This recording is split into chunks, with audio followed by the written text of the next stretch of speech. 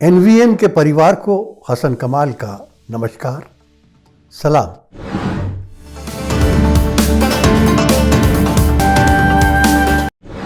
दोस्तों, आज जब हम ये वीडियो बना रहे हैं तो तारीख है 4 फरवरी 2022।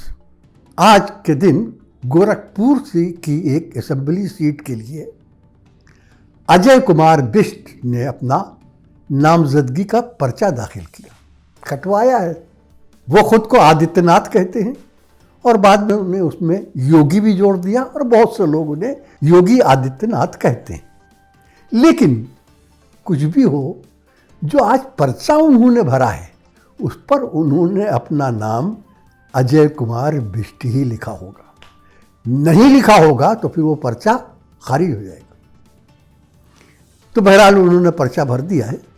लेकिन दिलचस्प बात यह है कि जहाँ तक असेंबली के इलेक्शन का ताल्लुक़ है, आप आदित्यनाथ को ब्रह्मचारी कह सकते हैं। यानी आज तक उन्होंने असेंबली का इलेक्शन नहीं लड़ा।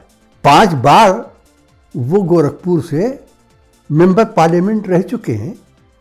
असेंबली इलेक्शन उन्होंने कभी नहीं लड़ा। और 2017 में जब वो अचानक चीफ मिनिस्टर बना दिए गए तब भी वो एमएलए नहीं थे।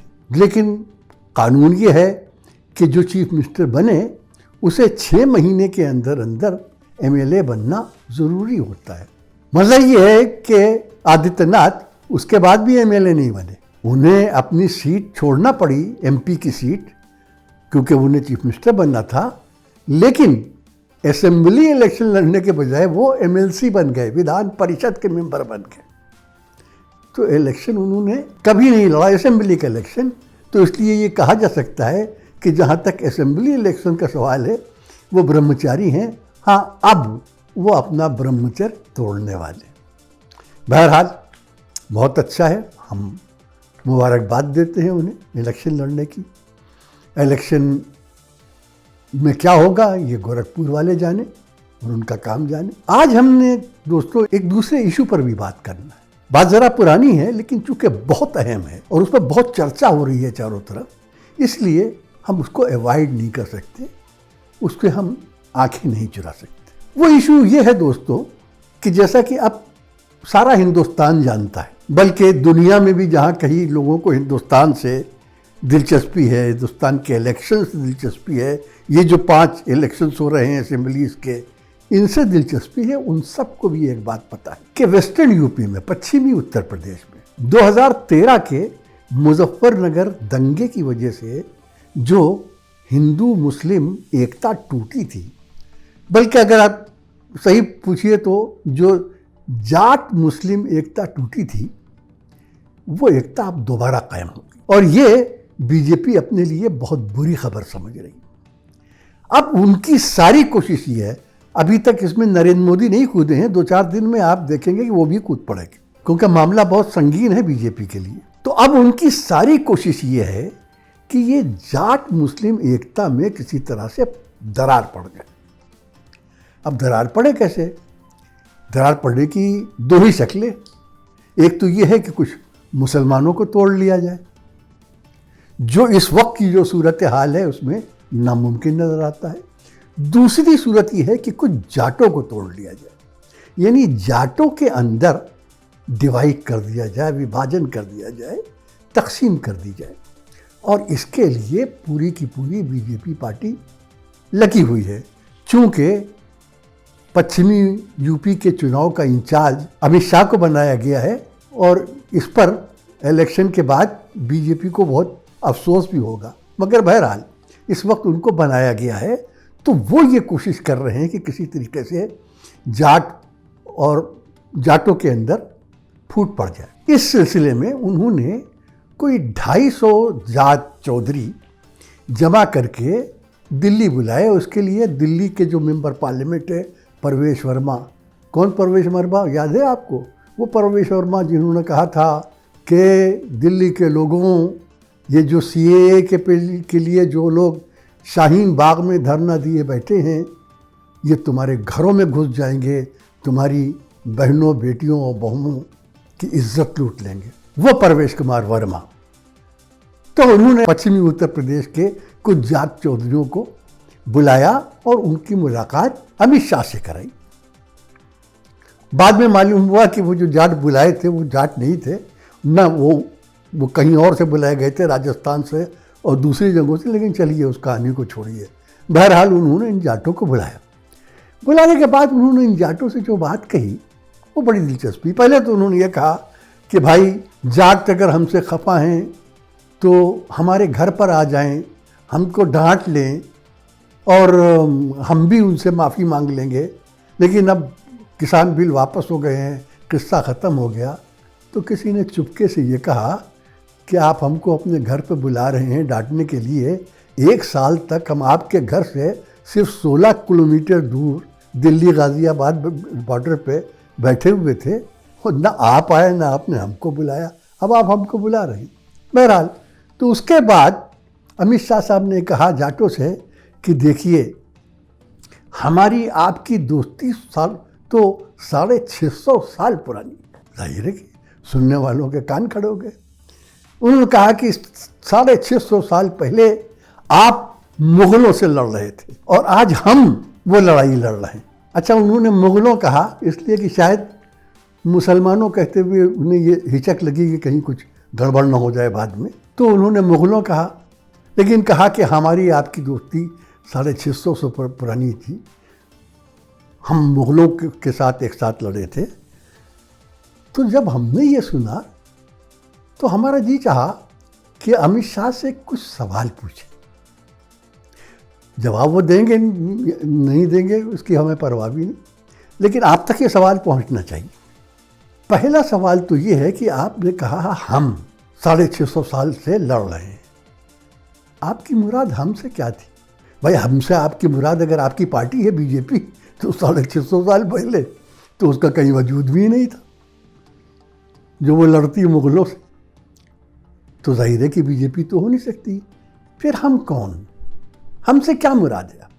हम यानी आप, यानी अमित शाह। तो अमित शाह साहब आप तो जैन हैं और जैनियों और मुगलों की लड़ाई की कोई तारीख, कोई हिस्ट्री नहीं। हमें तो नहीं कहीं का पढ़ा कि कभी जैनियों और मुगलों में कोई लड़ाई हुई हो। और जैन तो यूँ भी अहिंसावादी है, लड़ना भिड़ना उनका काम ही नहीं। तो जाहिर है कि जैनियों और मुगलों से लड़ाई की बात तो नहीं कर रहे होंगे आप। दूसरे, हमें ये मालूम है कि जैनियों ने तो खुद ही सुप्रीम कोर्ट से ये सर्टिफिकेट लिया कि हम हिंदू नहीं हैं, हम अलग हैं। तो आप जब कह रहे थे कि हमने लड़ाई लड़ी है तो कौन थे वो हम? हमसे आपकी क्या मुराद थी? अगर हमसे मुराद आपकी हिंदू थी तो मैं पहले बता चुका हूँ कि आप तो हिंदू हैं नहीं। लेकिन चलिए मान लीजिए, तो मुगलों से लड़ाई का जहाँ तक सवाल है, मुगलों से लड़ाई किसने नहीं लड़ी? जाटों ने नहीं लड़ी, सिखों ने नहीं लड़ी, राजपूतों ने नहीं लड़ी, किसने नहीं लड़ी? और इन सबको तो छोड़िए, मुगलों की पहली लड़ाई हिंदुस्तान में किससे हुई? बाबर जब हिंदुस्तान आया तो पानीपत में पहली जंग, पहला युद्ध, पहली लड़ाई किससे हुई थी? इब्राहिम लोदी से हुई थी। और ये बताने की ज़रूरत नहीं कि इब्राहिम लोदी जो है वो कौन था, मुसलमान था, जाहिर है। तो आप जब ये कह रहे थे कि हमने 600 साल पहले मुगलों से लड़ाई लड़ी थी तो झूठ बोल रहे थे आप, या तो आपको हिस्ट्री की नॉलेज नहीं थी। मुगलों से सबकी लड़ाई हुई और सबसे दोस्ती भी हुई है, राजपूतों से भी हुई, जाटों से भी हुई और दूसरे हिंदुओं से, ब्राह्मणों से भी हुई, उनकी सबसे दोस्ती भी हुई है, सबसे लड़ाई भी हुई। तो ये जो आप कह रहे थे कि हमने 650 साल से पुरानी लड़ाई लड़ी है, तो ये आप हवा में कह रहे थे। ये भी बाद में शायद आप खुद ही कहेंगे कि ये तो जुमला था। तो वाकई जुमला था।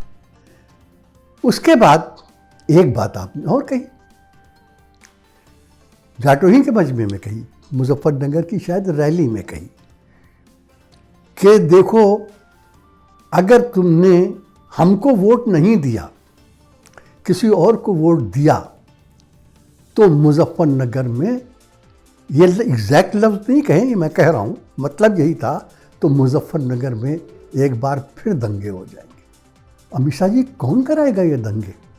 जाहिर है दंगे वो तो कराने से रहा जिसे वोट मिलेंगे। जिसे वोट मिलेंगे वो क्यों दंगे कराएगा? उसका तो मकसद हल हो गया, वो जीत गया। तो इसका मतलब है कि दंगे वो कराएगा जो हार गया। और हारेगा कौन? बीजेपी का कैंडिडेट। तो फिर दंगे कौन कराएगा? बीजेपी कराएगी। तो इसका मतलब ये इल्जाम सच है कि 2013 में भी बीजेपी ही ने दंगे कराए थे। तो ये जो आप कह रहे हैं कि आप दंगे कराएंगे, ये धमकी है।